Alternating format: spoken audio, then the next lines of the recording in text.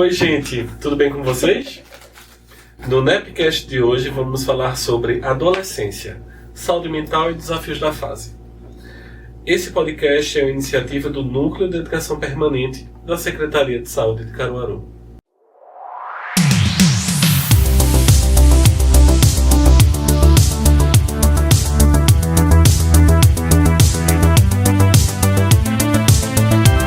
Muito prazer, eu me chamo Leandro Aleixo, sou psicólogo, professor universitário, terapeuta holístico e é uma honra estar aqui com vocês no episódio de hoje. E para falar sobre o tema de hoje, estamos com Catarina Souza Almeida, que é assistente social, sanitarista e coordenadora de saúde da criança e do adolescente na Secretaria de Saúde de Caruaru. Seja bem-vinda. Obrigada. Vamos lá, nesse momento, falar um pouquinho, sobre os adolescentes, essa faixa etária, que é uma faixa etária tão mágica, na vida de todos já fomos adolescentes um dia, mas que é uma fase bem importante para que a gente converse um pouquinho hoje sobre ela. Seja bem-vinda. Estamos também com Magna Duque, que é pedagoga da Secretaria da Primeira Infância do município de Caruaru. Seja bem-vinda, Magna. Olá, muito obrigada. Que bom, que oportunidade maravilhosa de falar de pessoas tão importantes como são os adolescentes. É uma discussão bem ativa, né? Muitas ideias surgirão, mas é um prazer estar aqui com vocês falando sobre esse tema. Que bom. Muito obrigada pelo convite. Seja bem-vinda. Também estamos com Denise Barros, que é psicanalista clínica, acupunturista especializada em saúde mental e terapeuta holística. Seja bem-vinda. Obrigada, querido. Minha gente, vamos embora, vamos discutir. Vamos fazer uma troca boa, uma conversa boa, vamos falar sobre a adolescência, Vamos falar sobre o boom. O que me pega muito quando eu penso sobre a adolescência é como nós temos valorizado essa juventude a todo custo. A gente comprime a infância a um espaço mais breve possível e a gente retarda o máximo possível essa adultez. Eternamente jovens. Como já diz uma música americana, né? E aí, minha gente? E quantas vezes a gente não fala, ai, minha adolescência, não é verdade? É quase que eles dizem, ainda somos o mesmo e vivemos. É nesse lugar do loop que a gente quer viver ali. Essa construção de adolescência, vou começar um pouquinho a discussão, mas traz muito, eu gosto muito de olhar para isso como um fator que a gente não observa muito. Eu gosto muito de trazer o conceito claro, para a gente rever, para a gente dizer assim, tá, então qual foi o momento que eu me perdi disso, Então, eu gosto muito de trazer o conceito da puberdade e da adolescência, porque puberdade, biologicamente, é esse esticamento, que a calça fica coronha, A camisa vira um cropped.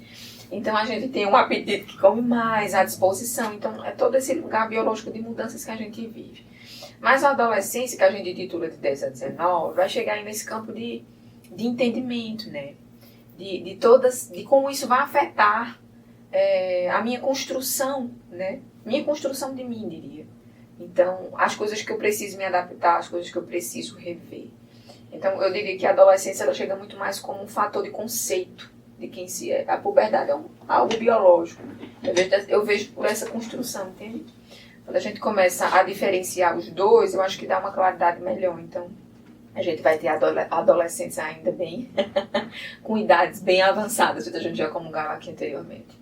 Então, criar esse dialeto, Então, em que momento eu percebo que eu saí da adolescência? Quando eu começo a entender quem eu sou, o que é que eu quero, São as coisas que me compõem. Eu não vou surtar daqui a 6 meses, 3 meses, eu não vou estar tendo uma crise existencial. Então, a gente fala um pouquinho sobre deixar essa fase e entrar na adultez.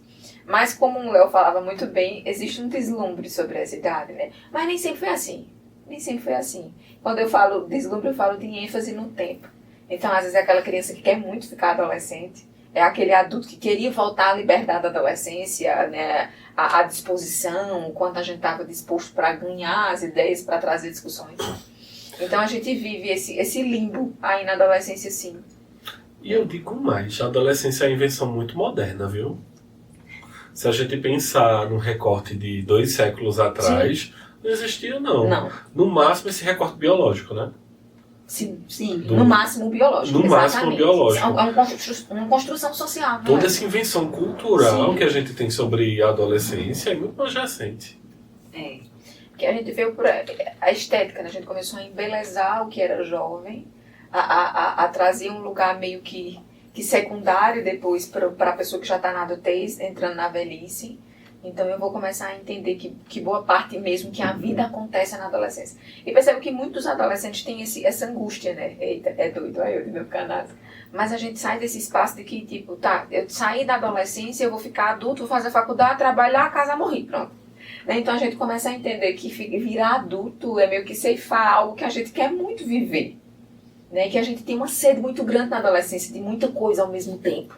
Se descobrindo, muita novidade ao mesmo tempo. Então a sede muda. A sede pela vida, o ritmo de viver vai mudando. E eu acho que o adolescente ele tem medo disso também acontecer aos poucos. Né? Tem assim, tá, então eu vou começar a entrar naquela coisa chata, da obrigação, né? de ter que ficar ali. E quando o Léo falava desse costurado, que nem sempre foi assim, era nesse lugar, né? De que o adolescente ele não era algo nichado. Né? Eu não tinha um aborrecente, que a gente diz assim, né? É tornar um ser humano aborrecido, que a gente não tinha um núcleo, ele fazia parte do todo. Isso. Então, quando a gente faz esse recorte social, eu começo a não querer mais fazer parte da comunidade, eu começo a querer fazer parte da minha tribo, né? Dos meus espaços, dos meus grupos. E aí eu acho que isso também cai sobre um perigo, né? De desenvolvimento tardio de responsabilidade, de fazeres de obrigação, de limites. Então eu acho que quando a gente nicha, a gente divide por faixa etária, eles perdem a noção do todo. E isso impacta muito no que eu vou aprender. Então o adolescente aprende muito com o adulto, sim. Né? Então nichar acho que nem sempre vai ajudar, nem sempre vai solucionar. Acho que seriam pesquisas necessárias, né, para conduzir as políticas, não para viver. Sim. Né? Para nichar assim e retirar deles o que... E deixar essa mensagem assim de que eu preciso e agora. Eu escuto muitos jovens e adultos dizer assim, eu não entendi, não encontrei, não achei ainda o que é bom ser adulto. É o que mesmo que é bom ser adulto? Eu não encontrei ainda, além de pagar a conta, as responsabilidades, né? Então, quando diz isso, aí fica aquela coisa saudosa de eu tinha que me ajudar nisso, eu tinha que fazer isso por mim, eu tinha que tal.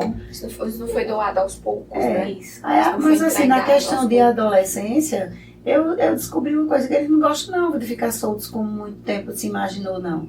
O adolescente, o jovem, ele gosta de alguém que esteja ali vendo por ele, sim, colocando regras, sim. Gosta, sim. Sabe, o tempo que eu trabalhei nas escolas e observando os adolescentes, eles não gostam de ficar solto, não. Fazem aquela de grandão, que quero fazer o que eu quero. A boca diz, mas não é o que eles sentem. Sabe? Me deixa, eu quero fazer tudo sozinho, eu já sou capaz. Mas quando você vai conversar no miudinho, eles sempre sentem a carência de alguém que conduza, que se importe, que se interesse por ele, que pergunte como foi o dia, o que foi que fez, quais são os planos para o final de semana. Eles querem isso. É interessante. Isso é tão doido. Perceba que em boa parte dos marcos que a gente teve na nossa vida, existia sempre um ritual que antecedia anteriormente. Então, sei lá, vou dar um exemplo aqui. Eu fui dormir noiva, acordei casada, né? Então, a gente teve um marco de um casamento, uma cerimonial, algo simbólico, um ritual que marcou, dizer, tá, mudou. A que tava noiva para que tava casada? Não, né? Mas chegou nesse lugar dizendo assim, tá, agora eu preciso assumir outras responsabilidades com esse papel. Então, acho que quanto mais a gente também diminui os rituais, né? Porque hoje eu percebo que, não casei não, já estamos morando junto. Então, quando a gente vai diminuindo esse lugar de ritualizar algumas coisas, eu não falo de uma cerimônia chata, eu falo de demarcar alguns espaços. Diminuir a ansiedade, né? Sim. Tempo para processar essas informações. Isso. E quando você fala assim, eu fico... cada um de nós, a gente tem aquela a questão hereditária, né? Sim. Você herda, né? E tem aquela, quando você trouxe até a questão dos nichos, né? Que eu acho que é um risco também, né? Porque se a gente for analisar a adolescência, quando você traz de 10 a 19 anos, que a gente sabe que essa faixa etária é uma faixa etária, vamos dizer, para saúde da mulher, né? Com a gestante adolescente de 10 a 19 anos, né? Mas a gente até percebe que esses 10 anos, né, até uma faixa etária mais ou menos dos 14, ela ainda está até um pouquinho lá na criança, não é? E aí é a questão, de fato, de você saber o que é que eu vou adquirir desta faixa etária, que é desafiadora, porque é uma faixa etária quando você traz a questão dos hormônios, Sim. todas essas mudanças, as transformações, o que é que eu estou vendo no outro, como é que eu estou me transformando e como é que a minha amiga, né, o meu amigo está se transformando. Então, é uma faixa etária que é uma faixa etária de alguns desafios até para esse processo de transformação. E quando falar a questão dos nichos, né, quem é essa tribo? Sim. Que eu vou escolher, né? Ela fica procurando qual é o meu perfil, com quem eu me identifico melhor, né? Então, assim, é uma faixa etária que é uma faixa etária que aí quando você diz que às vezes o pai não vê, a mãe não entende, aborrecentes, né? Sim. Tá na aborrecência, a aborrecência é isso. E às vezes nem é. Antes, inclusive, de já estar adolescente, ainda vai chegar a fase da aborrecência. Você já estereotipou Sim, toda essa perfeito. fase, né? Então, assim, e ele já vai para essa fase já pensando nisso. Não é que é significativo que ele seja aquela adolescente chatinha, não vou aturar isso, não vou aguentar aquilo. Então é nesse sentido, né? A questão Esse recorte é tão interessante, Muito. né? Porque a gente consegue delimitar 2 espaços de adolescência. O espaço até uns 15 anos, 14 a 16, e posteriormente a isso, né? Porque essa primeira fase da adolescência é muito mais atrelada à infância e se tentar se desvencilhar dessa infância, né? É o luto, Até que né? ponto fica É o nome da esse criança que eu fui. luto Dói, do crescer, lúdico dói. que se perde, que é negado. Da ingenuidade. Da ingenuidade. E depois de 16 anos, né? É o mais próximo da vida adulta. Da responsabilidade. Da responsabilidade. Esse adolescente já pode voltar, né? Legalmente aos 16 anos. Isso vai se tornando aos poucos, né? Vai florescendo nesse espaço. Então, E até a questão, se você for pensar das responsabilidades, é como se ele fosse já sentindo, né?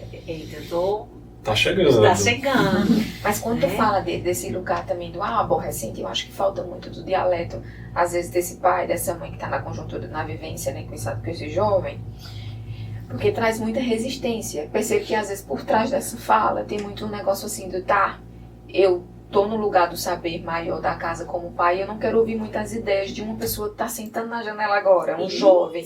E às vezes eu fico meio resistente ao novo que vem dele. Então, acho que quando existe uma troca entre as gerações, os mundos, filho, o que é que você pode me ensinar? O que é que eu posso te ensinar?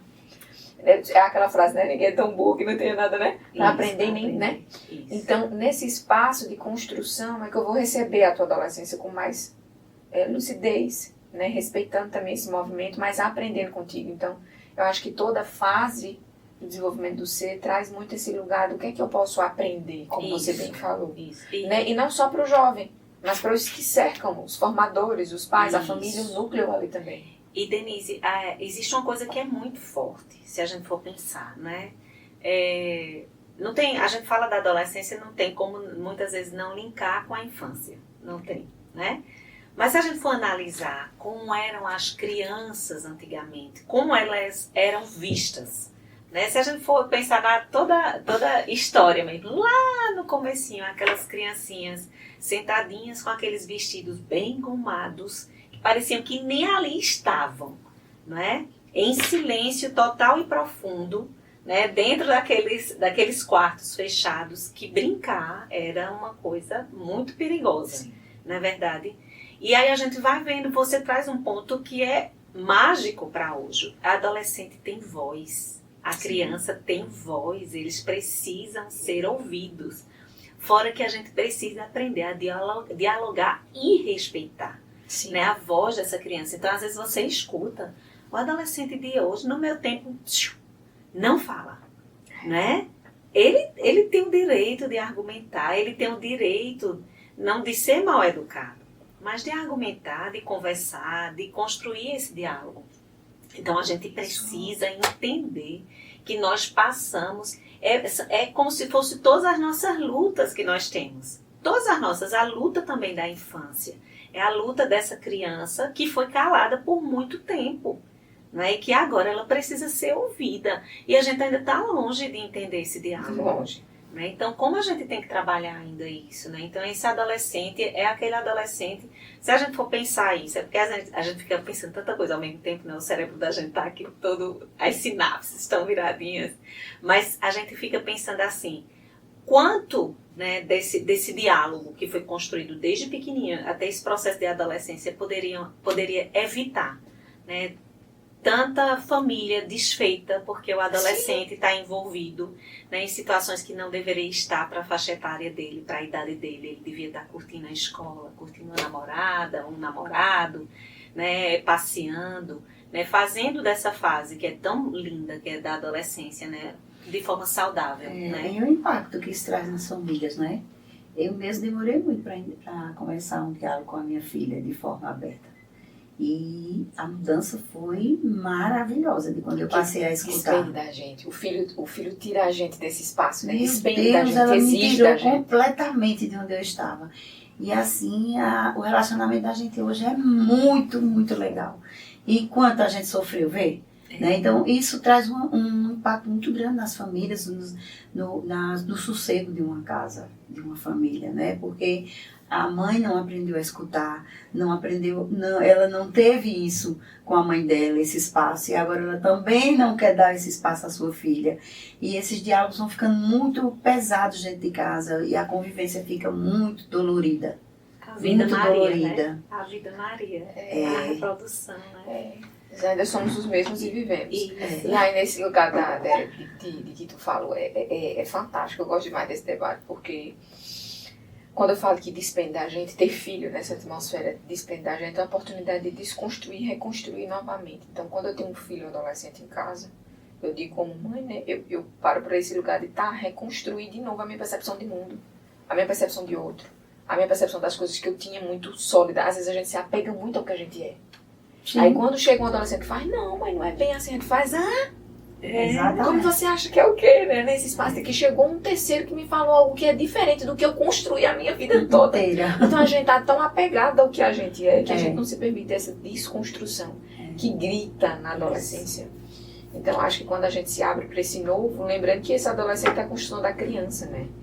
É a plantação da criança. Então eu digo assim, despende hoje da gente, porque não dá mais para ter. A gente não está mais conseguindo hoje ter, Léo, educações superficiais. Não dá para ter um vínculo superficial. O teu filho vai sentir quando você tem conexão com ele, quando você se importa com o que ele sente.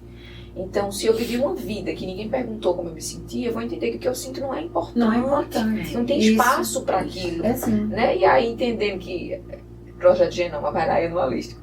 Mas a gente fala desse espaço de que a gente é 70%, né? 30% é a gente, 70% é o meio, né? Então a gente vai ter vó, tataravó, a gente não traz em DNA sua mãe, a gente traz outras coisas também. A gente vive mesmo, fica ali na Elisângina, ainda somos os mesmos e repetindo os mesmos gritos, inconscientes mesmo, sem perceber. E ver como interessante como iniciou nossa conversa, né? Um adolescente com a mãe. Vamos conversar, vamos sentar e conversar, vamos, porque não dá mais para viver esse relacionamento agressivo dentro de casa. E aí que eu queria impor a minha meu jeito de viver para que ela vivesse, senão você vai viver assim, você vai ser assim, você vai namorar assim. E aí iniciou assim, tem muitas coisas que você faz, filha, que não me agradam, que me machucam, que me deixam triste. Ela disse, pronto. Foi ótimo a gente sentar para conversar amanhã, porque eu tenho muitas coisas que você faz que me deixam triste, que me deixam sem ânimo, que me deixam vontade de chorar. Eu fico ansiosa, eu fico isso, eu fico aquilo. Então você veja, diz, nem sabia. Ali fez assim, menina, peraí, não sou eu que o adolescente faz que atinge os adultos. Os adultos fazem coisas que atingem eles. Então foi ali naquele momento que abriu sabe? Tudo. E a gente não tá pronto pra isso, porque a mãe também é um fazer, né? A mãe também é essa construção. E aí você diz assim, o menino gostava de brócolis a infância toda. Chega na adolescência e faz, eu odeio não brócolis. Não gostava, não. Você vai dizer, cadê o menino? Então não é mais o mesmo menino, agora é um outro menino. Não gostava então, nada. Aí você vai dizer assim, cadê? Não tá mais. Porque aquele retalho que eu falei me formou. Eu comi brócolis porque mãe disse que tinha que me dar, porque era bom. E agora eu percebi que eu quero mais. Assim, eu preciso dar voz ao que eu quero agora. E assim, as mães não fazem isso por mal. Eu fazia isso porque eu tinha a responsabilidade de mãe de educar. E eu achava que aquele jeito, aquela forma de educar era correta. E se a gente for Então, fazer... ele faz sempre querendo acertar, sempre querendo ajudar, né? Mas aí, assim, que bom que muitas outras mães tiveram essa chance que eu tive de ter esse diálogo. A escuta, o diálogo é valoroso demais. E se a gente for pensar hoje, né? A primeira coisa que a gente pergunta muitas vezes, o que é que vocês acham que está muito gritante? A primeira palavra que eu escuto é saúde mental, né? E aí você vai para essa faixa etária que tanto requer desse cuidado, porque as frustrações são rápidas demais, né? Então, é a história do caiu, o joelho doeu, né? Mas tudo é muito, é como se hoje tudo tivesse a flor da pele, né? E aí a gente sempre faz aquele link, no meu tempo não era desse jeito, a gente aguentava tanta coisa, tanto desaforo. Mas às vezes era e a gente não lembrava. Não lembrava. E hoje a gente paga o preço de ter aguentado. Isso, Sim, né? Exatamente. Sim. E aí hoje eu fiz isso, eu sofri isso e nem morri.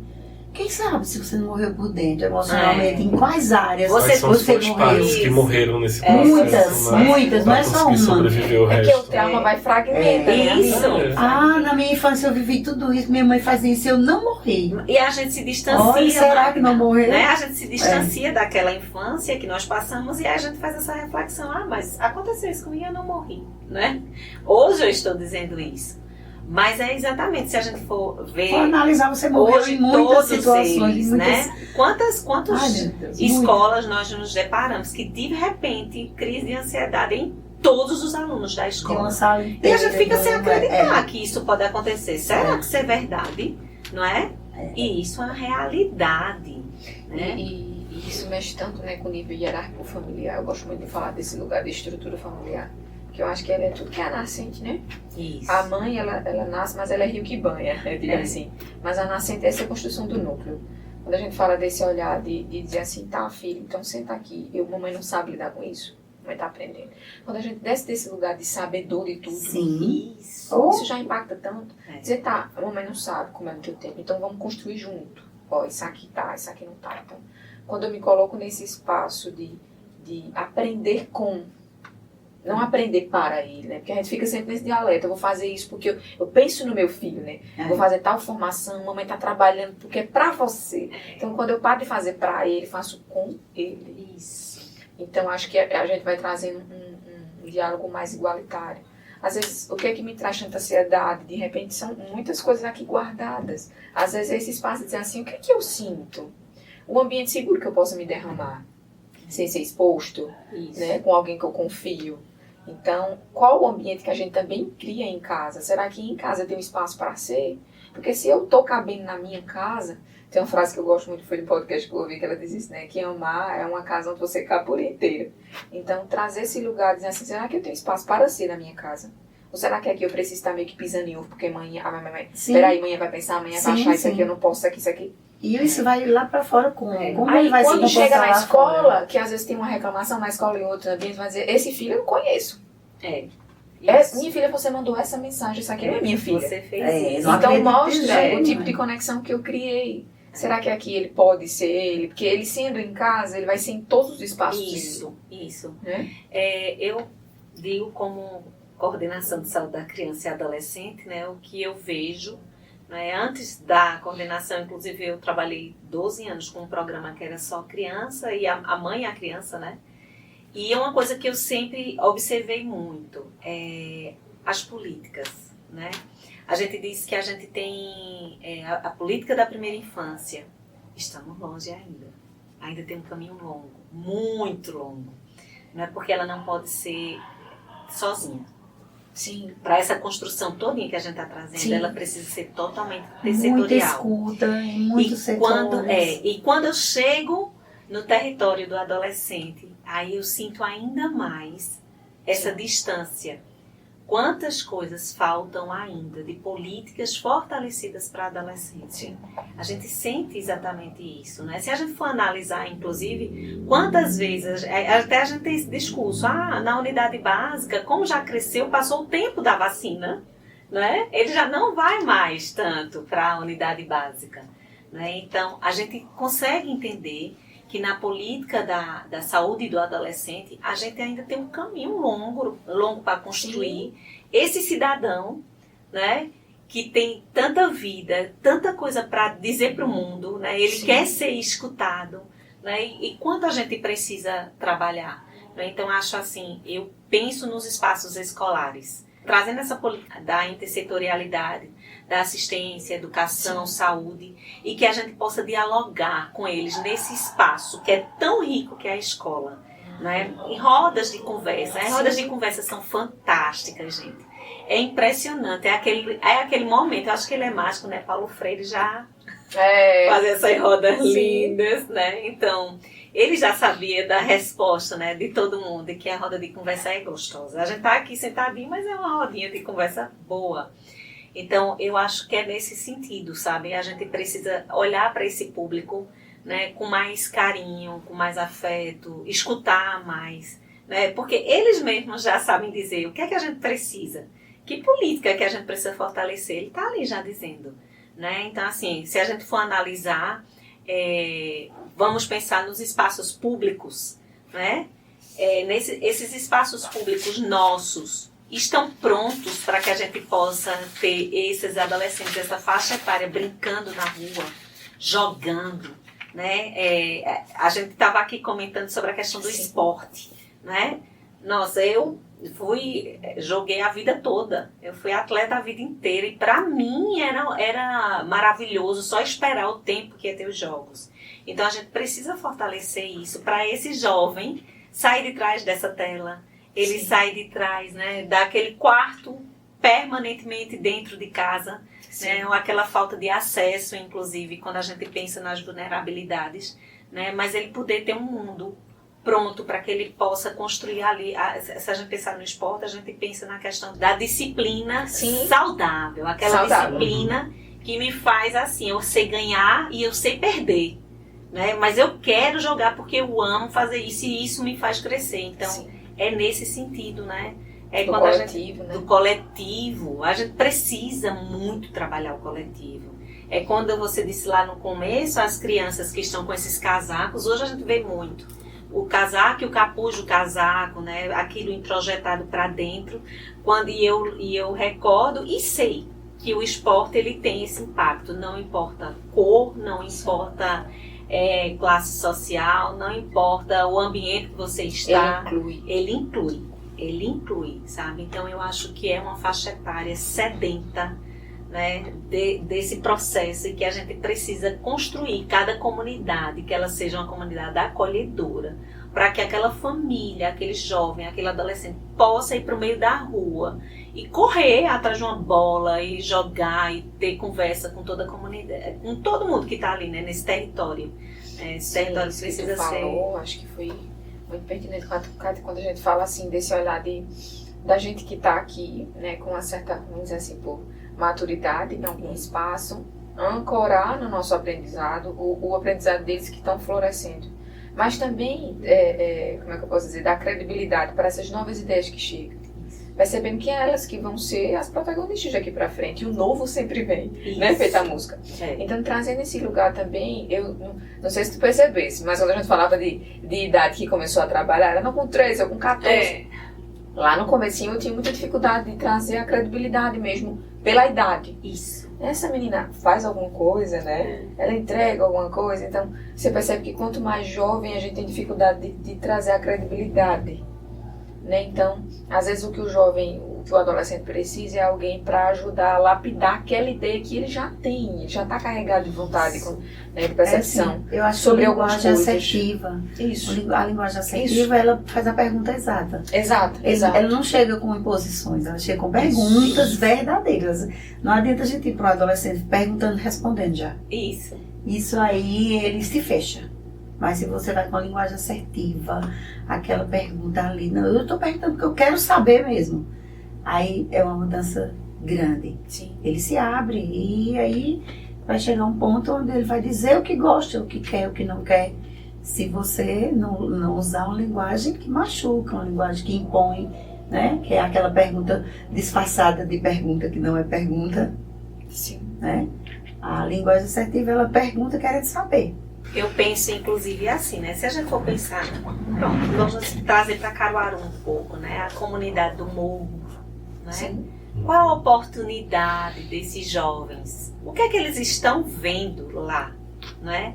Então, muitas vezes, o meio em que eu estou é o que faz eu virar algo, ser algo, né? E Muitas é isso, vezes. por isso que eu acho que a gente tem que toda vez dar voz a esse público. Eles precisam ser ouvidos, Sim. não é? Para que a gente possa gerar e criar as oportunidades. Eles constroem, eles são fantásticos. Se você escutar os jovens, cada coisa que eles trazem que é Eles mesmos fantástica, dizer tudo bem direitinho, tudo nós só que eu vamos organizar no preciso. papel. Eles trazem tudo. Então esses locais, né, que Caruaru, a questão do morro é uma coisa muito expressiva da nossa cidade, é visível aos nossos olhos, né? E que a gente precisa olhar diferente, né? Essas ruas precisam ser diferentes. Para onde eles vão?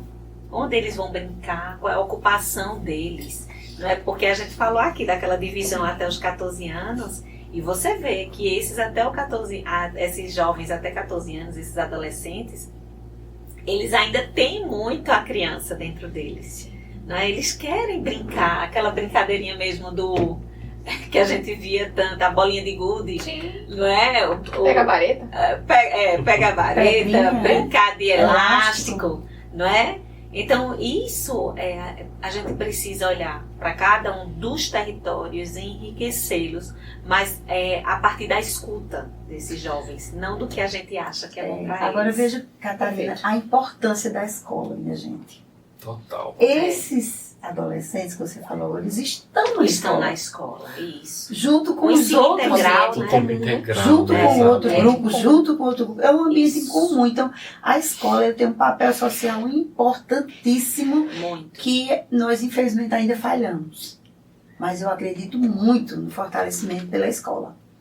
Porque eles estão lá. E eles vão conviver com aqueles outros que a atenção você considera maior, e é a oportunidade que eles têm de conhecer as outras tribos. Como é que eu vou conhecer como se comporta a tribo de 14 anos do bairro tal, se eu moro no morro? Então, a escola ela é importantíssima para fazer esse papel, sabe? De alinhar de essas rodas de conversa que envolvam todos os adolescentes de todas as classes, de todas as tribos, para que então tem espaço na escola para todo rico, tipo né? de profissional. É um lugar fértil para isso. É um espaço para todo tipo de profissional. E eu penso assim. Para trabalhar com adolescentes e crianças, Sim. onde melhor. Sim. Quando eu penso em criança e adolescente, sempre me vem muito fortemente essa palavra intersetorialidade. Eu acho que o processo da intersetorialidade, ele não só pode, como ele traz um processo de mudança, dependendo de como ele está sendo construído. Sim. Né? Quando você A teia que traz está sendo isso, feita. quando você fala da escola, né? E a escola em tempo integral, que eu acho que é a chave para tudo, mas essa escola de tempo integral sendo construída para quem ela precisa ouvir, sabe? Que é esse jovem que está lá dentro da escola. E aí é quando eu sempre imagino assim, aí diz, o que é que isso tem a ver com saúde? Tudo. A criança que vem para mim, ela vem, ou adolescente, porque ele está doente. Sim. Mas se eu estou num ambiente que ele é integral e que ele me dá todo o conforto e acolhedor, eu não vou adoecer. Né? Então, assim, eu acho que a escola, junto e de forma intersetorial, construir nesse jovem o potencial que eles têm e extramuro, e dando a possibilidade como política pública de investir nesse espaço extramuro, o que eu quero depois da minha escola para a minha comunidade. Né? Ele ser escutado e isso ser construído depois daquele muro daquela escola. Então eu acho que isso muda tudo.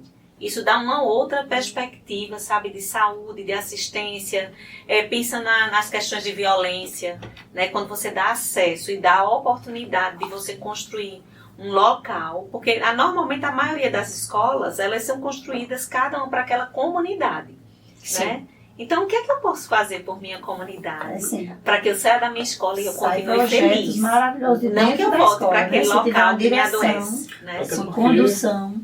É muito equivocado a gente pensar que a responsabilidade está somente na escola, né? Sim, com certeza. Todo mundo, intersetorialmente, precisa ter comunidade uma parcela escolar, de responsabilidade Sim, nesse processo. Comunidade escolar. Senão a gente envolve não muda. pais, envolve Senão não muda. empreendimentos, A gente fica envolve fragmentado, toda a comunidade. É. Né? A comunidade escolar, ela envolve tudo. Então, não é pensar que é o aluno só e o professor. Envolve as mães, envolve os empresários já pelo ao redor. Gente, aquela notícia chata pra dar, né? Que infelizmente o nosso episódio está chegando ao fim. Ah, E eu espero de coração que a gente consiga, em outra oportunidade, conversar um pouco mais sobre esse tema, porque se deixar a gente falar aqui o resto do dia. É Vai verdade. ser episódio de várias partes. Mistura. Então, chegando ao fim esse episódio, queria agradecer a vocês pela presença, pela disponibilidade de estar com a gente e deixar o espaço aberto para vocês deixarem a mensagem final e agradecer e se despedir da nossa audiência. Catarina? Bem, gente, eu quero agradecer o convite, né, e que eu estou à total disposição, que tiver de tema que a gente possa vir falar, né, que esteja realmente vinculado à questão da saúde, criança, adolescente, eu estou à total disposição.